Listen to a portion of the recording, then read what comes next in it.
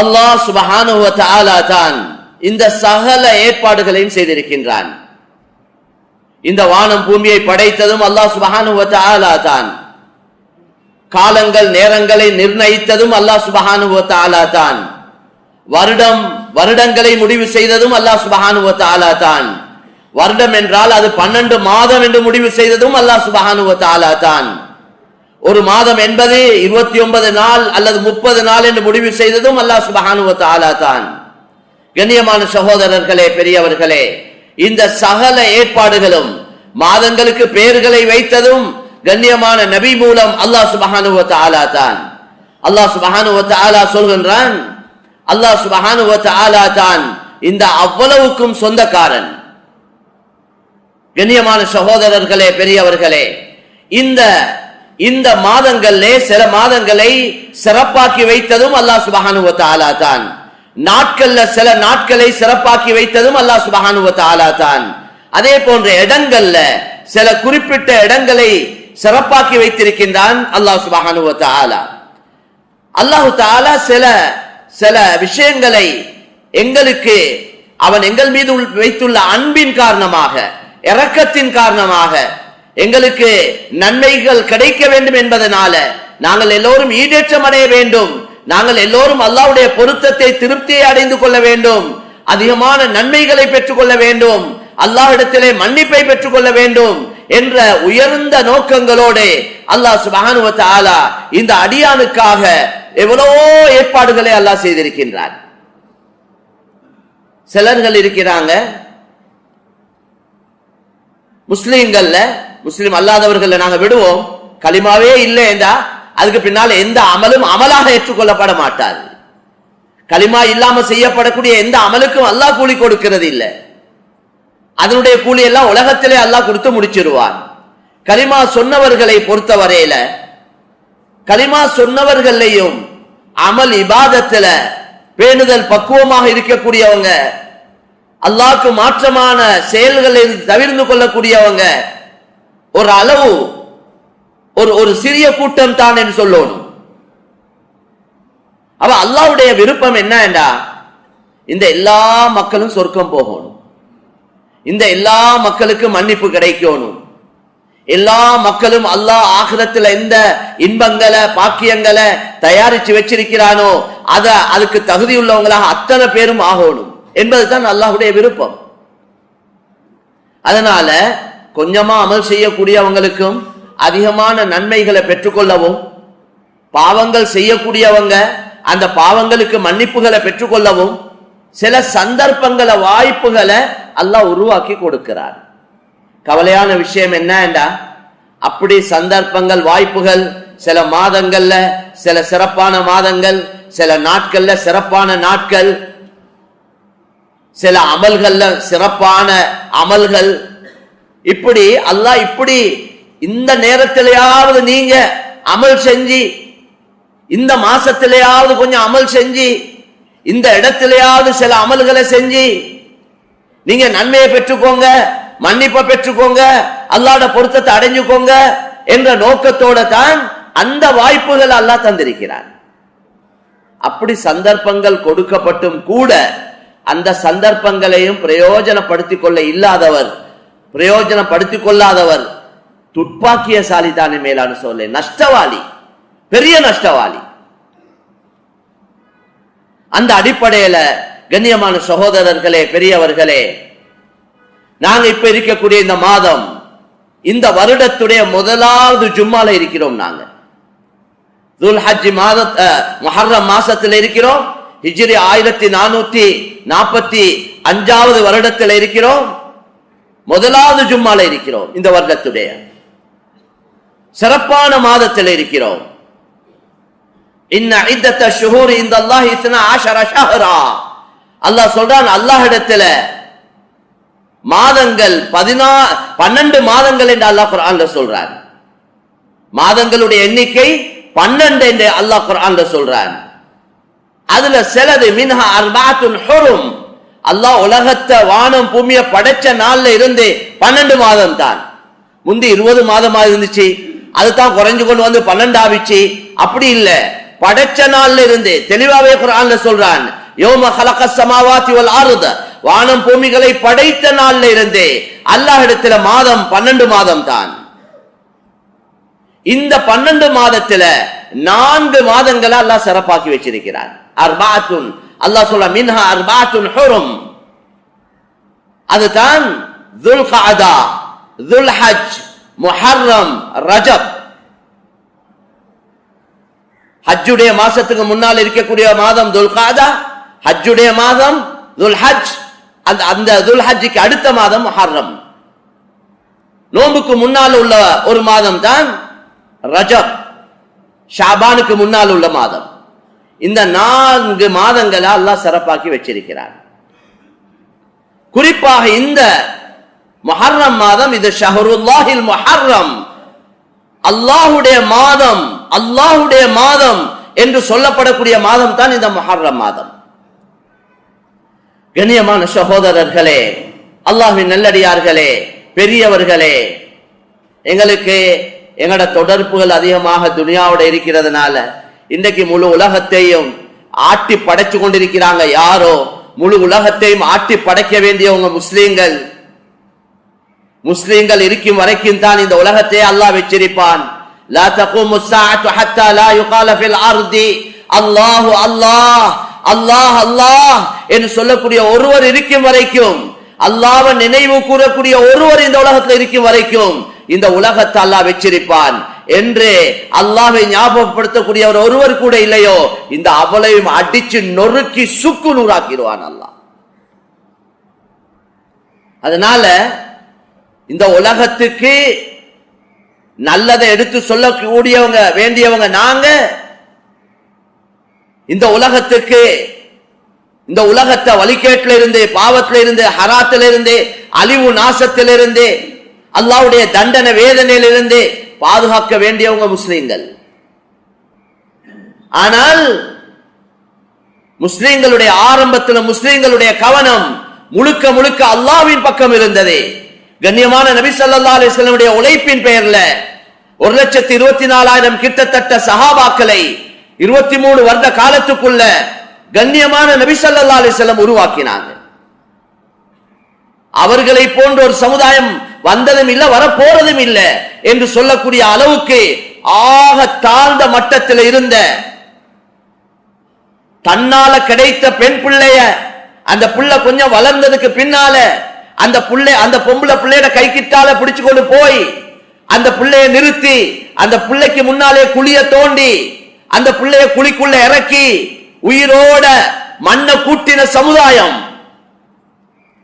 அல்லாஹ் குர்ஆன்ல வஇதல் மௌஊதத்து சுஇலத் பிஐயி தம்பின் குதிலத், கியாமத்தில் ஒரு அல்லாஹ் சொல்றான், கேட்கப்படும் பெண் குழந்தை, மௌஊதா பெண் குழந்தை ஏன் உயிருடனே கொலை செய்யப்பட்டது, எந்த குற்றத்துக்காக, பிஐயி தம்பின் குதிலத், எந்த குற்றத்துக்காக, எந்த பாவத்துக்காக அந்த பெண் குழந்தை அப்படி செய்யப்பட்டது என்று கேட்கப்படும் என்று அல்லாஹ் குர்ஆன்ல சொல்றான். எனவே கண்ணியமான சகோதரர்களே, அப்படியா கொண்ட ஒரு சமுதாயம் கரடு முரடான உள்ளங்கள் தான். ஆனால் அல்லாஹ் அவர்களை தான் தெரிவு செய்தான். நபியுடைய தோழமைக்கு தகுதியானவர்கள். இக்தாரஹுமுல்லாஹ் லிசுஹ்பத்தி நபிஹி ஸல்லல்லாஹு அலைஹி வஸல்லம். இப்னு மஸ்ஊத் ரலியல்லாஹு அன்ஹு சொல்றாங்க, நபியுடைய தோழமைக்கு, நபியோட சேர்ந்திருக்க தகுதியானவர்கள் இவர்கள் தான் என்று அவர்களை அல்லாஹ் தெரிவு செய்தான். கண்ணியமான நபி அவர்கள் 23 வருடங்கள் முயற்சி செய்தாங்க. எப்படி எவ்வளவு உயர்ந்த, சிறந்த, உயர்ந்த மேலான ஒரு சமுதாயமாக அல்லாஹ் ஆக்கினான். நபிமார்களுக்கு அடுத்த அந்தஸ்து சஹாபாக்களுக்கு தான். கண்ணியமான சகோதரர்களே, பெரியவர்களே, அல்லாஹ்வின் நல்லடியார்களே, எனவே இந்த அடிப்படையில நபி ஸல்லல்லாஹு அலைஹி வஸல்லம் அவர்கள முயற்சி செஞ்சு அவர்கள் ஆக உயர்ந்த இடத்துல விட்டுட்டு போனாங்க. எனவே சஹாபாக்களுடைய காலம் சிறந்த காலம். அதுக்கு பின்னால வந்தவர்கள் சஹாபாக்களை கண்டவர்கள், தாபிஈன்கள் என்று சொல்றோம், அவர்களுடைய காலமும் சிறந்த காலமாக இருந்தது. சஹாபாக்களை கண்டவர்கள் தபா தாபிஈன்கள் என்று சொல்றோம், அவருடைய காலமும் ஒரு அளவு சிறந்த காலமாகத்தான் இருந்தது. அதுக்கு பின்னால தான் பொய் பரவும் என்று நபி ஸல்லல்லாஹு அலைஹி வஸல்லம் சொன்னாங்க. எனவே கண்ணியமான சகோதரர்களே, பெரியவர்களே, அவர்களுடைய பயங்கர ஒரு முயற்சியின் பேர்ல இந்த குர்ஆன் பாதுகாக்கப்பட்டது, இந்த ஹதீஸ்கள் பாதுகாக்கப்பட்டது. இல்லை என்றா இன்றைக்கு ஏனைய தௌராத்த போல, ஜபூர போல, இஞ்சில போல, அல்லாஹ்வுடைய வேதங்கள் அதெல்லாம் மாற்றி அமைக்கப்பட்டது. அதுல நிறைய குலப்படிகள், நிறைய மாற்றங்கள், அதுவும் அல்லாஹ்வால் இறக்கி வைக்கப்பட்டது தான். இருந்தாலும் அல்லாஹ் இந்த தீன, இந்த மார்க்கத்தை கடைசி மார்க்கமாக அல்லாஹ் இருக்கிறான். அந்த அடிப்படையில் இந்த தீன் பாதுகாக்கப்பட வேண்டும் என்பதனால இந்த தீன பாதுகாக்கிறதுக்காக அல்லாஹ் சகல ஏற்பாடுகளையும் செய்திருக்கிறான். எவ்வளவு தான் என்ன முயற்சிகள் செஞ்சாலும், குர்ஆனை எரிச்சு கரிச்சு சாம்பலாக்கினாலும், விடீரத்துக்கு முன்னாலே அந்த குர்ஆனை முழுமையாக எழுதி முடிக்கக்கூடியவர்கள் அல்லாஹ் வச்சிருக்கிறான். எல்லா காலத்திலையும் வச்சிருப்பான். முழு பைபிளை மனப்பாடமாக்கின ஒருவர் கூட உலகத்தில் இருக்க மாட்டாங்க. இதே போல ஒவ்வொரு மார்க்கத்தில் உள்ள அடிப்படைகளை மனனம் செஞ்சவங்க, பைஹார்ட் பண்ணினவங்க இந்த உலகத்துல யாருமே இல்லை. ஆனா இந்த முழு 30 ஜுஸையும் முழுமையாக ஒரு எழுத்தல்ல, ஒரு நுக்தா மாற்றம் இல்லாம முழுமையாக மனனம் செய்த, மனப்பாடமாக்கின பல லட்சக்கணக்கான பலர்களை அல்லாஹ் தஆலா வச்சிருக்கிறான். 5 வயசு பிள்ளைகள் முழு குர்ஆனை பாடமாக்கி இருக்கிறான். எங்கட பிள்ளைகள் ஓதுறதுக்கே தடமாறுது. முயற்சி செஞ்சா இயலாம இல்ல, முயற்சி இல்லாத குறை, இல்லாட்டி பிள்ளைகளுக்கு திறமைகள் இல்லாமலும் இல்ல. மாஷா அல்லாஹ் என்று இன்றைக்கு பிள்ளைகளுக்கு அல்லாஹ் நல்ல திறமையை கொடுத்திருக்கிறான். எங்களை விட அறிவு, ஆற்றல், நுணுக்கங்கள் அல்லாஹ் கொடுத்திருக்கிறான். நான் நினைக்கிறேன் காலங்கள் சுருங்கி கொண்டு போறதுனால 100 வருஷம் வாழ்ந்தவர் இப்ப 50 வருஷம் தான் வாழ்றார். அதனால 100 வருஷத்துல வேலையை செய்யறதுக்கு தேவையான அறிவு, ஆற்றல், நுணுக்கங்களை அல்லாஹ் கொடுத்திருக்கிறான். அதுக்கேற்ற மாதிரி இன்றைக்கு நவீன கருவிகளும் வந்திருக்கு. எனவே மேலான சகோதரர்களே, இந்த திறமையான பிள்ளைகளை சரியான முறையில நாங்க வழி நடத்தினோம் என்றா, இந்த பிள்ளைகளை நாங்க சரியான முறையில பாதுகாத்து தர்பியத் செய்து சரியான முறையில வழி நடத்தினோம் என்றா ஏலாதது ஒன்று இல்லை, ஏலும். இன்றைக்கும் 5-6 வயசுல முழு குர்ஆனையும் பாடமாக்கின பிள்ளைகள் எங்கட நாட்டுல இருக்கிறாங்க. எங்கட நாட்டுல இருக்கிறாங்க. வெளிநாடுகளை விடுவோம், எங்கட நாட்டுல இருக்கிறாங்க. தாய் தந்தையருடைய முயற்சி. ஒரு தாய் அவட வயிற்றுக்கு குழந்தை வந்த நாள்ல இருந்து குழந்தை கிடைக்கும் வரைக்கும் 40 குர்ஆன் ஓதி முடிச்சிருக்கிறான். அந்த தாயுடைய பிள்ளைய அல்லாஹ் ஹாஃபிஸ் ஆக்கிட்டான். இன்றைக்கு உம்மமார்ல நிலைமை எப்படி இருக்கு? பேசுறேன்டா எவ்வளோ இருக்கு சப்ஜெக்டுவல்.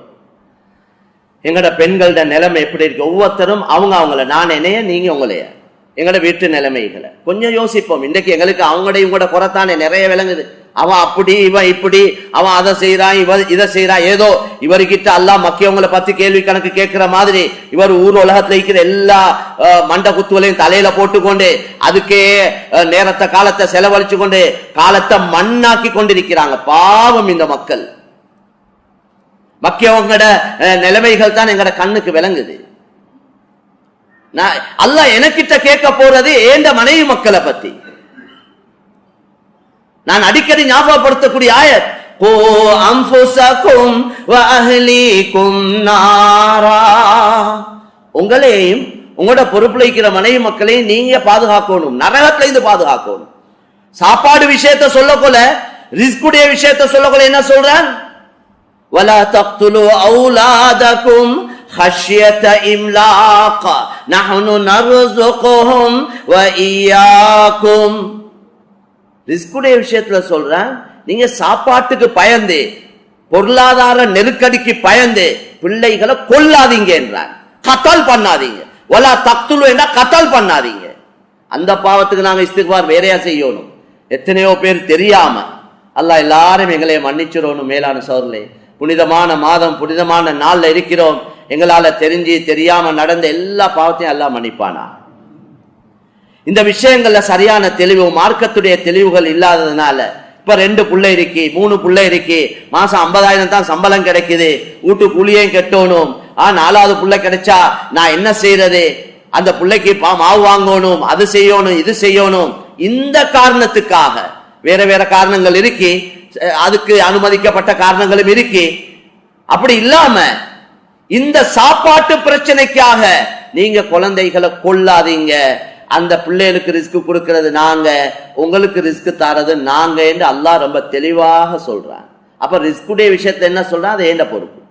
உங்களோட பிள்ளைகளா இருந்தாலும், உங்களோட மனைவியா இருந்தாலும், நீங்களா இருந்தாலும் அதெல்லாம் ஏண்ட பொறுப்பு. ஆனா நீங்க கல்யாணம் முடிச்சு கபில்து நிக்காஹா 4 பேரை ஒன்று கூட்டி எல்லாருக்கும் முன்னால அந்த பொம்பளை புள்ள ஒரு வாப்பாட பொறுப்புல இருந்தது, அந்த பொறுப்புல இருக்கிற பொம்பளை புள்ளைய அந்த வாப்பா எல்லாருக்கும் முன்னால ஏண்ட மகளை நான் உங்களோட கையில ஒப்படைக்கிறேன் என்று அவர் ஒப்படைச்சார். நாங்க எல்லாருக்கும் முன்னால் அதை கபூல் செஞ்சு கொண்டேன், ஏற்றுக்கொண்டேன் என்று பொறுப்பெடுத்தமே, அந்த மனைவிய நரகத்திலிருந்து பாதுகாக்கிறது ஏண்ட பொறுப்பு. அந்த மனைவி மூலம் எத்தனை குழந்தைகள் அல்லாஹ் எனக்கு தாரானோ அந்த குழந்தைகளை நரக நெருப்பிலிருந்து பாதுகாக்கிறது ஏண்ட பொறுப்பு. அப்படி என்ன முயற்சி செய்யணும், நரகம் போவாம இருக்க. நரகத்துக்கு போக்கள் அங்க இழுத்தெடுக்க அது யாருக்கும். அதுக்குள்ள முயற்சிகள், உழைப்புகள் ஒவ்வொரு கணவனும் செஞ்சாவணும். வெறும் சம்பாதிச்சு கொடுக்கிறது மட்டுமல்ல, உண்ண குடிக்க உடுக்க இருக்க இடம் ஏற்பாடு செய்யறது மட்டுமல்ல, அதுவும் பொறுப்பு தான். அதுவும் பொறுப்பு தான். அதை போல அதை விட பெரிய ஒரு பொறுப்பு இந்த மனைவி மக்களை வழிகேட்டில் இருந்து, ஷிர்க் குஃப்ர்ல இருந்து, ஹராத்தில் இருந்து, பாவங்கள்ல இருந்து பாதுகாத்து இந்த மனைவி மக்களுக்கு சரியான வழியை காட்டி கொடுத்து அல்லாஹ்வுடைய தொடர்பை உருவாக்கி கொடுத்துட்டு தான் நான் நீங்களும் மௌத்தாவோம். நான் இந்த மனைவி மக்களுக்கு மார்க்கத்தை கொடுக்காம, அல்லாஹ் ரசூல் அறிமுகப்படுத்தாம, அல்லாஹ்வோட தொடர்பை உருவாக்காம, ஹலால் ஹராம சொல்லி கொடுக்காம, சரியான வழியில இந்த மனைவி மக்களை வழி நடத்தாம, வெறும் சல்லிய மட்டும் சம்பாரிச்சு கோடி கணக்கு காணி பூமிகள் எல்லாம் வாங்கி போட்டுட்டு போனா அல்லாஹ் கிட்ட குற்றவாளியா நிறுத்தப்படுவோம். அல்லாஹ் கேட்க போறீங்க, எவ்வளவு காணி வாங்கி வச்சாய், எத்தனை வீடு கட்டி வச்சாய், அதை செஞ்சாய் எவ்வளவு, இதை செஞ்சாய் எவ்வளவு, அதெல்லாம் கேள்வியே இல்லை. அவரவர்த சக்திக்கு உட்பட்ட அளவு அல்லாஹ் அளந்த ரிஸ்க் தான் கிடைக்க போகுது. என்னத்த பல்டி கடிச்சாலும், என்ன குட்டி கரணம் போட்டாலும், என்னத்த பெரட்டினாலும் நாங்க கட்டாயம் ஒரு முயற்சியை முறையா செய்யணும், அளந்தது தான் கிடைக்க போகுது. அதனால அவரவர்த வருமானத்துக்கு ஏற்ற மாதிரி மனைவி மக்களுக்கு செலவழிக்கிறது தான் அவரது கடமை. எல்லாரையும் போல எல்லாருக்கும் செலவழிக்க இயலாதே, அது அல்லாஹ் தந்தா தான் செலவழிக்க இயலும். அதுவும் மனைவி மக்களுக்கு வீண் விரயம் இல்லாம செலவழிக்கணும். இருக்கு என்றதுனால கண்ட நின்றமாய் கண்ணை பொத்தி கொண்டு செலவழிக்க அனுமதியும் இல்லை. ஏண்டா எங்களுக்கிட்ட அல்லாஹ் எங்களுக்கு கொஞ்சம் கூட குறைய வசதி வாய்ப்புகளை தாரானேண்டா அது மக்கவங்களோட ஹக்கையும் சேர்த்து தான் எங்களோட கையில ஒப்படைக்கிறான். அல்லாஹ் இன்னொருவனுக்கு குறைய கொடுத்து எனக்கு கூட தந்திருக்கிறான். அவன் அடிப்படை தேவையை பூர்த்தி செஞ்சு கொள்ள இயலாம இருக்கு, அவ்வளவு தான், அவ்வளவு கொஞ்சமா அவனுக்கு கொடுக்கிறான், எனக்கு நிறைய தாரான். ஏண்டா ஏன் தந்திருக்கிறான்? என்னைய பார்த்து ரப்ப என்ன சொல்றான், உனக்கு தந்தது உண்ட தேவை போக மேலதிகமானது நான் தந்திருக்கிறேன், அவன் ஹக்கையும் சேர்த்து தான் உன் கையில தந்திருக்கிறேன். நீ தேடி பார்த்து தகுதியான உன் கையில ஒப்படை. நான் அதை எல்லாம் ஏண்டன்னு நினைச்சு கொண்டு கண்ட நின்றமாய் கல்யாண காட்சிகளும் கண்ட நின்றமாய் என்ன அநியாயம் நடக்குது. இவ்வளவு பயான்கள், இவ்வளவு உலமாக்கள், இவ்வளவு குர்ஆன் ஹதீஸ், இவ்வளவு மார்க்க உபதேசங்கள். எங்கட நாட்டுல மார்க்கம் இல்லையா? மார்க்கம் எவ்வளவு இருக்கு மேலான சோதர்களே. வீடு வீடா வந்தெல்லாம் சொல்றாங்களே, மறுக்கேலுமா யாரும்? எவ்வளவு தெளிவாக குர்ஆன் ஹதீஸை வச்சு விளக்கம் தாராங்க.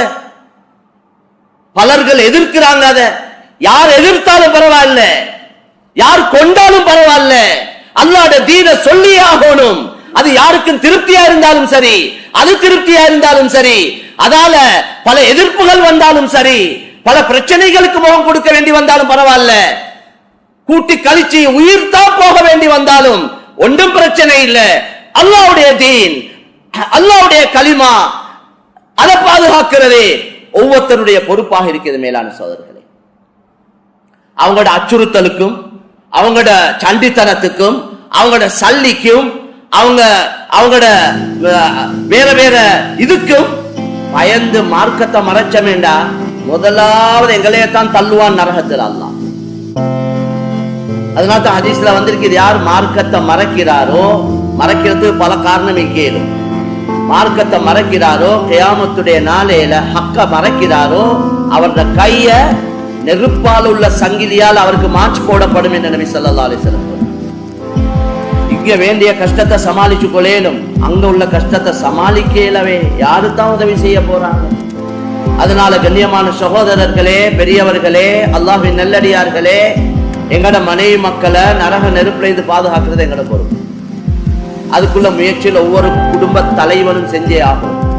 முழு நேரத்தையும் பஜாருக்கும் கடைக்கும் வியாபாரத்துக்கும் கொடுத்துட்டு டைம் இல்லைன்னா அது மடத்தனத்துல உச்சகட்டம் தான் சொல்லுவோம். கட்டாயம் வியாபாரம் செய்யும், யார்ட்டையும் கையேந்த கூடாது, யாரையும் எதிர்பார்க்க கூடாது. நாங்க ஒரு முயற்சியை ஹலாலா நல்ல முறையாக செய்யணும். அல்லாஹ் அளந்ததா அதால தருவான் அல்லது வேற வழியில தருவான், அவன் தருவான். அதுக்காக முழு நேரத்தையும் இந்த கடைக்கும் வியாபாரத்துக்கும் பஜாருக்கும் கொடுத்துட்டு கொண்டாட்டிக்கு ஹயாத்து மௌத்துல கலந்து கொள்ள நேரம் இல்லை. எத்தனையோ பெருக்கிறாங்க, ஹயாத்து மௌத்துல கலந்து கொள்ள நேரம் இல்லை. மனைவி மக்களுக்கு கொடுக்க நேரம் இல்லையா? என்ன சம்பாதிப்பு மேலான பெருநாள் நாளைக்கு கடை திறக்கிறவங்க இருக்கிறாங்க. அந்நிய மக்களை விடுவோம், மற்ற சகோதரர்களை எங்கடவங்கள இருக்கிறாங்க. சுபஹானல்லாஹ். இப்படி எல்லாம் சம்பாதிச்சு என்னத்தை கண்ட மேலான எத்தனையோ கடமைகளை பாலாக்கி கொண்டு ஒரு கடமையை இவர் நிறைவேற்றார். சரியா பிள்ளையா? அப்படி ஏலாது. தீனுடைய எல்லா பகுதிகளிலையும் கவனம் செலுத்தப்படும். மனைவி மக்களுக்கு டைம் கொடுக்கணும், புள்ள குட்டிகளுக்கு டைம் கொடுக்கணும், சொந்த பந்தங்கள விஷயத்தை கவனம் செலுத்தணும், ஹயாத்து மௌத்துல கலந்து கொள்ளணும். நாங்க தனிய வாழ்ற கூட்டம் என்றா பரவாயில்ல, நாங்க மனித மக்களோட இருக்கிறோமே, பொறுப்புகள் நிறைய இருக்குதே. உம்மா அப்பாட ஹக்கு இருக்கு, சொந்த பந்தங்கள்ட ஹக்குகள் இருக்கு, மனைவி மக்கள்ட ஹக்குகள் இருக்குது. அப்ப இது எல்லாத்தையும் சேர்த்து வியாபாரத்துக்கும் தொழிலுக்கும் கொடுத்து கடைசியா எத்தனையோ பேரை பார்க்கிறோம். பட்டு மாஞ்சி ஒரு வயசு வர அனுபவிக்கிற வயசு வரக்கொல நல்லா சம்பாதிச்சுட்டு அனுபவிக்கிற காலம் வரக்கொல அவர் நோயாளி, அவர் படுத்த படுக்க, அவர் கட்டிலுக்காவிறார். இவர் கஷ்டப்பட்டு சம்பாதிச்சதெல்லாம் அனுபவிக்கிறது யாரோ அனுபவிக்கிறாங்க. அல்லது அல்லாஹ் பாதுகாக்கணும், எல்லாருக்கும் நல்ல ஆபியத்தை தரணும், திடீரென்று மவுத்து வந்துடு. சிலவங்க நாங்க யோசிக்கிறோமே, ஏழுமான டைம்ல தானே 4 பணத்தை சம்பாதிக்கணும், சம்பாதிங்க, நல்லா சம்பாதிங்க. ஆனா ஏனைய கடமைகளை கவனிச்சு கொண்டு சம்பாதிங்க. மக்கள் எல்லாம் பாலாக்கி கொண்டு நீங்க சம்பாதிச்சு முடிச்சிட்டு இபாதத்திலே ஈடுபட போறேன். சிலவங்க அப்படியே யோசிக்கிறாங்க, ஃபுல் டைம் மஸ்ஜிதுக்கே கொடுக்க போறேன், முழுக்க போயிட்டு மதீனாலே இருக்க போறேன். அப்படி ஒரு முறை ஒன்று இல்லை மேலான சஹாபாக்களுக்கு. இரவெல்லாம் தொழுது கொண்டே இருந்த சஹாபிக்கு ரசூலுல்லாஹ் புத்திமதி சொன்னாங்க. மனைவி எதிர்பார்த்து கொண்டிருக்கிறார், இவர் இபாதத்திலே தான் இருக்கிறார். இந்த செய்தி நபிக்கு போன நேரத்தில் நபி அவரை கூப்பிட்டு புத்திமதி சொன்னாங்க. உங்களோட குடும்பத்துக்கு பொறுப்பு இருக்கு, உங்களோட கண்ணுக்கு ஒரு பொறுப்பு ஒன்று இருக்கு, உங்களோட உடலுக்கு ஒரு பொறுப்பு ஒன்று இருக்கு. இதுக்கெல்லாம் நீங்க டைம் கொடுங்க, அந்த பொறுப்புகளை நிறைவேற்றுங்க. ஏன்னா இந்த எல்லா பொறுப்பை பத்தி கியாமத்துல கேள்வி கணக்கு கேட்கப்படும். அதனால கண்ணியமான சகோதரர்களே, பெரியவர்களே, உள்ள குட்டிகளோட விஷயமும் பெரிய பொறுப்பான விஷயம். நான் சொல்ல வந்த விஷயம் என்ன, நேரம் காலம் என்றா இது முஹர்ரம் மாதத்தில் இருக்கிறோம். இந்த மாதம் இது வருஷம் முடிஞ்சு இப்ப அடுத்த 44 முடிஞ்சு 1444 முடிஞ்சு 45 போறது. இந்த முதலாவது ஜும்மாவுடையாவது எங்கட வாழ்க்கையில மாற்றங்கள் வரணும். நானும் நீங்களும் அல்லாட்ட அழுது மண்டாடணும். மேலான சோழர்கள், அல்லாஹ் கிட்ட அழுது மண்டாடி கேட்டா எனக்கும் தேவை இருந்தா அல்லாஹ் தருவான். அவன் இரக்கம் உள்ளவன், அவன் தர தயாராயிருக்கிறான். அவனுக்கு ஓனும் எல்லா அடியார்களும் நல்ல அடியார்கள் ஆகிறோம், எல்லோருக்கும் உதவி செய்யணும், எல்லோரும் அவனுடைய பாக்கியங்கள் அனுபவிக்கணும், துனியாவில் உள்ள பாக்கியங்களையும் அனுபவிக்கணும், ஆகிரத்துடைய எல்லா பாக்கியங்களையும் அனுபவிக்கணும். அதுதான் அவன் விருப்பம், அதுக்கு தான் சந்தர்ப்பம் தாரான். அந்த அடிப்படையில கண்ணியமான சோழலை இந்த மாதத்தில் இருக்கிறோம். இது இந்த ரசூலுல்லாஹ் மதீனாக்கு போன நேரத்துல யஹூதிகள் நோம்பு பிடிச்சாங்க. ரசூலா கேட்டாங்க, இது என்ன நீங்க பிடிக்கிற நோம்பு, என்ன நோம்புன்னு கேட்டாங்க. யஹூதிகள் சொன்னாங்க, மூசா அலைஹிஸ்ஸலாத்தையும் அவங்களோட கூட்டத்தையும் அல்லாஹ் அந்த நதியில இருந்து பாதுகாத்து ஃபிரௌனையும் ஃபிரௌன்ட கூட்டத்தையும் அழிச்ச நாள் தான் முஹர்ரம் 10வது நாள். முஹர்ரத்துடைய 10வது நாள் அந்த நாள்.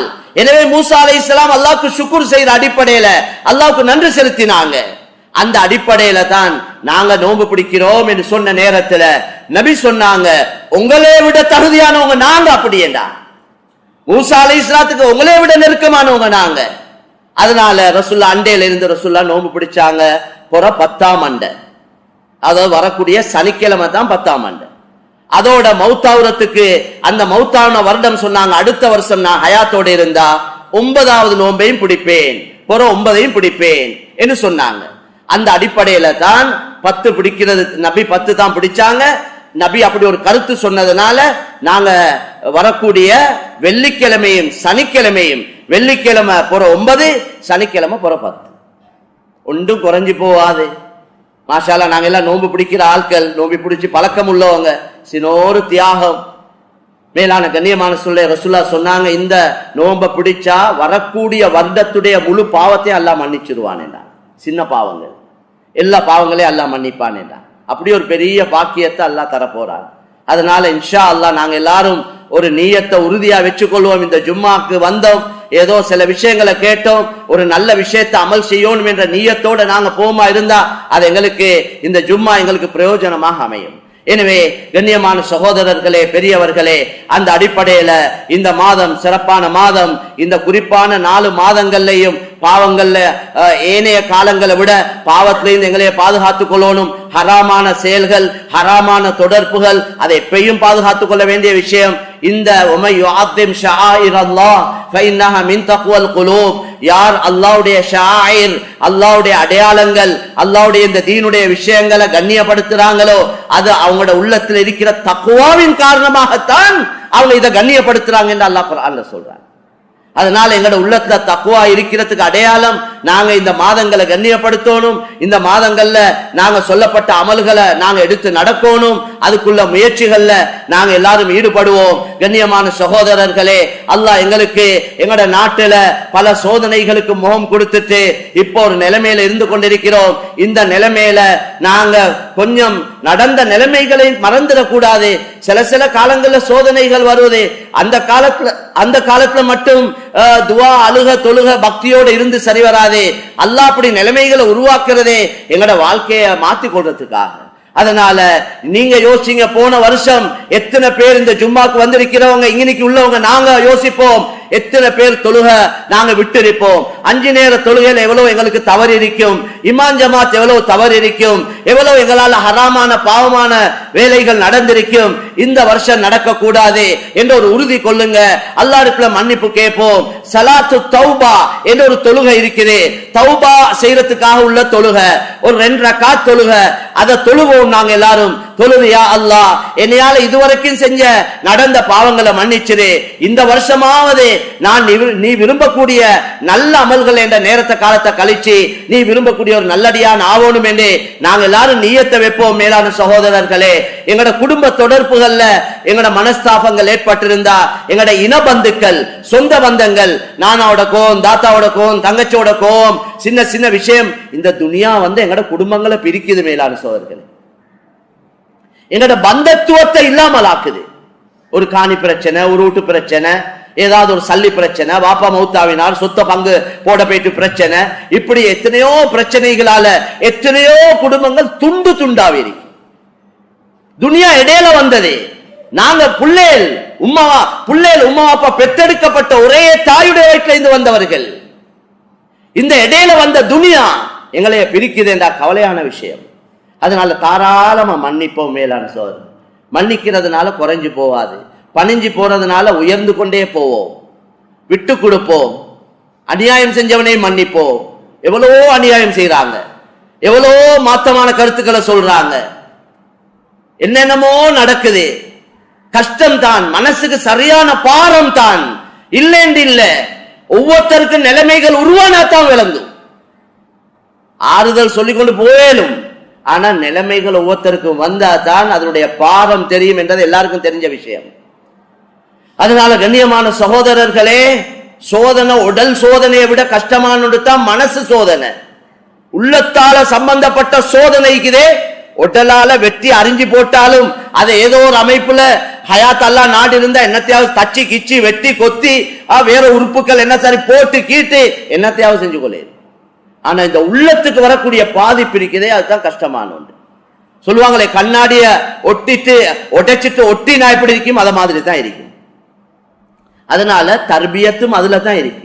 எந்த அளவு அல்லாஹு தஆலா எங்களுக்கு வாழ்க்கையில உள்ளத்தோட சம்பந்தப்பட்ட சோதனைகள் எந்த அளவு ஒருத்தருக்கு வருதோ அதுக்கேற்ற மாதிரி அவர்கள் தரஜாக்கள் அந்தஸ்துகள் உயர்ந்து கொண்டே போகும். அல்லாஹ் எங்களை உயர்த்த விரும்புகிறான், அல்லாஹ் எங்களை கண்ணியப்படுத்த விரும்புகிறான். அதனால தான் எங்களை எல்லாரையும் சோதிக்கிறான். அவங்களோட தகுதிக்கேற்ற மாதிரி சோதிக்கிறான். இரக்கம் உள்ளவன் அதிலையும். அவன் ஒத்தனுக்கு ஏலாத சோதனையை கொடுத்து அவனை சோதிக்கிற இல்ல.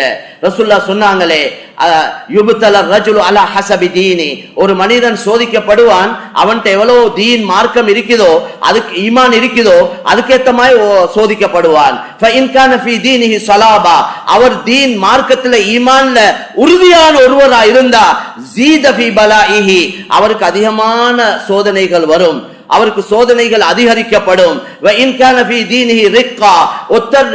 அவர் ஈமான் பலகீனமானவராக இருந்தா, மார்க்கத்துல கொஞ்சம் வீக்கான உத்தரா இருந்தா, அவருக்கு சோதனை லேசாக்கப்படும். மார்க்கத்துல பலகீனமானவர், ஈமான்ல பலகீனமானவர் கொஞ்சம் கூட அல்லாஹ் பெருசா சோதிச்சா அவர் ஈமான் இல்லாம போயிட்டுருவார் சில நேரம். அதனால அவருக்கு ஏத்த மாதிரி தான் அவரை சோதிப்பான். அந்த அடிப்படையில கண்ணியமான சகோதரர்களே, விட்டு கொடுப்போம், மன்னிப்போம், அல்லாஹ்வுக்காக எங்களை தாழ்த்தி கொள்வோம், அல்லாஹ்வுக்காக நாங்க குடும்பங்களை சொந்த பந்தங்களை சேர்த்து நடப்போம். அதை கொண்டு அல்லாஹ் எங்களோட ரிஸ்க்ல பரக்கத்தை வச்சிருக்கிறான். நீண்ட ஆயுள் கிடைக்கவும், அதிகமான ரிஸ்க்ல அபிவிருத்தி கிடைக்கவும் குறிப்பா சொன்ன ஒன்று தான் நபி ஃபல் யஸில் ரஹிமா, குடும்பத்தை சேர்த்து நடங்கினான். எனவே அந்த அடிப்படையில அல்லாஹ் சுப்ஹானஹு வ தஆலா எங்கள் அனைவருடைய குற்றம் குறைகளை மன்னித்தருள்வானாக. யா அல்லாஹ் எங்களோட சீதேவியான தாய் தந்தருடைய பாவங்களை மன்னிப்பாயாக.